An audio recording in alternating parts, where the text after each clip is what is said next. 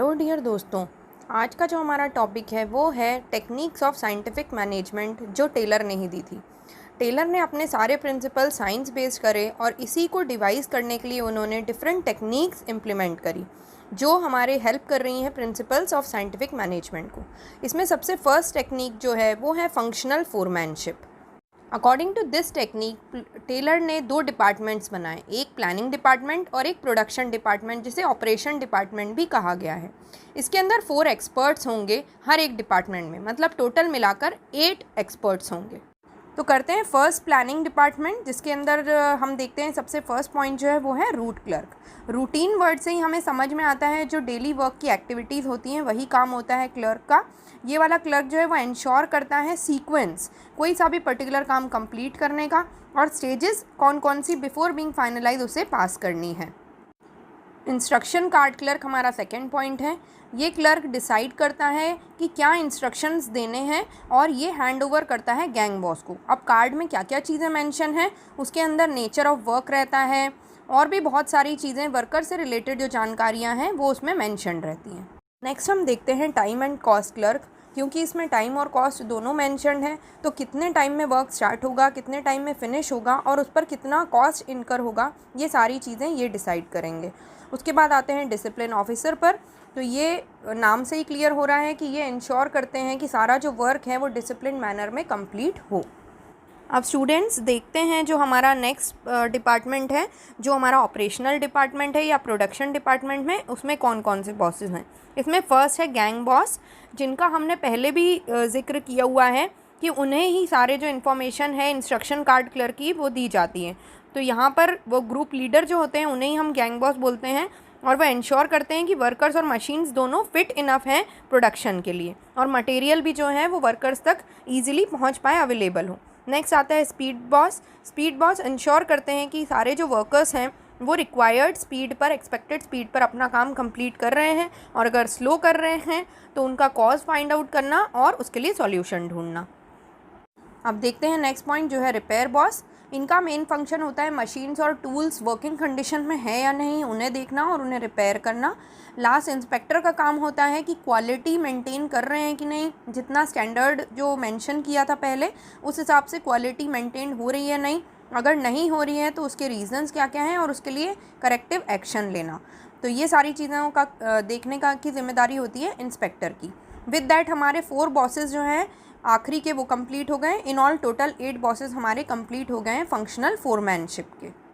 अब जो हमारी नेक्स्ट मेन टेक्निक है वो है standardization and simplification of work. Standardization होता है एक प्रोसेस जो स्टैंडर्ड सेट करता है कोई भी बिजनेस एक्टिविटी का, प्रोसेस का, रॉ मटेरियल का, time, machinery and methods to achieve efficiency.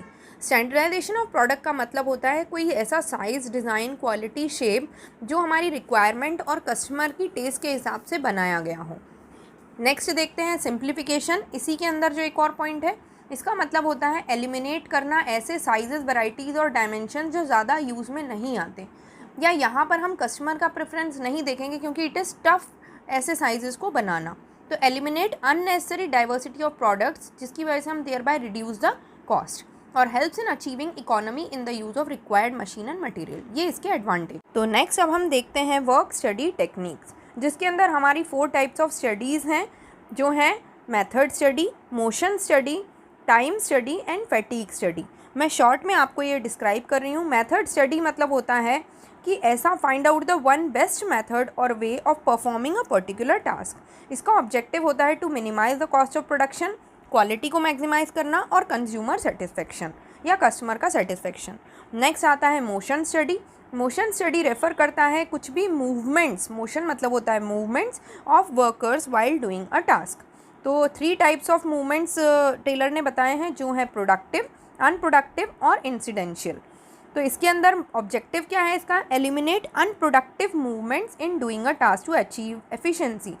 Taylor ने स्टॉप वॉचेज़ यूज़ करी, कलर्स यूज़ किए, सिम्बल्स यूज़ किए, ये जानने के लिए कि कौन से प्रोडक्टिव मूवमेंट्स हैं, कौन से अनप्रोडक्टिव मूवमेंट्स हैं एम्प्लॉयज़ के। नेक्स्ट आते हैं टाइम स्टडी की तरफ। ये डिटरमाइन करता है स्टैंडर्ड टाइम क्या होगा to perform a well defined job. इसके लिए काफ़ी उन्होंने कंडक्ट किया अपना एक्सपेरिमेंट, मेजरिंग डिवाइसेस भी यूज़ करी, जिससे ये डिसाइड कर पाएँ कि एक एवरेज टाइमिंग क्या होती है कोई पर्टिकुलर जॉब को कंप्लीट करने की। इससे डिटरमाइन कर सकते हैं a fair days work for the workman, जिसकी वजह से हम डिटरमाइन कर सकते हैं उनके लिए क्या लेबर कॉस्ट रखी जाए और क्या इंसेंटिव रखे जाएँ। तो एक आइडियल या एवरेज टाइम कितना होता है एक वर्कर का काम करने का, जिसमें वो उतने टाइम में कंप्लीट कर ले, उस हिसाब से कॉस्ट लगाएंगे। नेक्स्ट आता है लास्ट, फैटीग स्टडी। फैटीग मतलब होता है टायर्डनेस। तो इसके अंदर find out the amount and frequency of rest intervals, कितने रेस्ट इंटरवल्स रखने चाहिए to be given to workers in completing a task. इससे क्या होगा, वर्कर वापस से रीगेन कर पाएगा अपना स्टेमिना और फिर सेम एफिशिएंसी से वर्क कर पाएगा। It also aims to reduce various causes of fatigue, जैसे long working hours, unsuitable work etcetera. अब स्टूडेंट्स, हम जो लास्ट टेक्निक देख रहे हैं वो है डिफरेंशियल पीस वेज सिस्टम। तो टेलर ने एक ऐसा प्लान बनाया या प्रपोज किया, एक सिस्टम जिसमें वेज पेमेंट जो होगा उनके काम के हिसाब से डिसाइड किया जाएगा। तो जैसे अगर वो higher rates were given to efficient employees, अगर वो एफिशिएंट वर्कर्स की कैटेगरी में आता है उसके वर्क के हिसाब से, तो उसे ज़्यादा पे किया जाएगा। तो दो कैटेगरी बना दी, इनएफिशिएंट और एफिशिएंट। तो ये दोनों कैसे उन्होंने डिसाइड करी, लेट्स सी एन एग्जांपल। एक स्टैंडर्ड आउटपुट जो है वो 100 यूनिट्स पर डे का है। वेज रेट 1 उसके लिए 10 rupees per unit for standard output, और वेज रेट 2 फॉर 7 रुपीज़ अगर उन्होंने बिलो स्टैंडर्ड आउटपुट प्रोड्यूस किया तो वर्कर 1 ने जो है उन्होंने 99 यूनिट्स का आउटपुट दिया, तो उसको 99 इंटू 7 के हिसाब से पे किया जाएगा। वर्कर 2 जो है उन्होंने 101 प्रोड्यूस किया, जो स्टैंडर्ड आउटपुट से एक ज़्यादा था, तो उसे 10 रुपीज़ के हिसाब से पे किया गया। तो दोनों का वेज डिफरेंस काफ़ी हो गया। वो दिखने में लगता है कि बहुत एक रुपये का डिफरेंस है, लेकिन वो 317 रुपीज़ का उनके बीच में डिफरेंस हो गया। तो ये हम देखते हैं 2 units is enough to motivate the inefficient worker, उसको एफिशिएंट बनाने के लिए ये 2 यूनिट्स ही काफ़ी हैं। आई होप ये एग्जाम्पल आपको क्लियर हो गया होगा।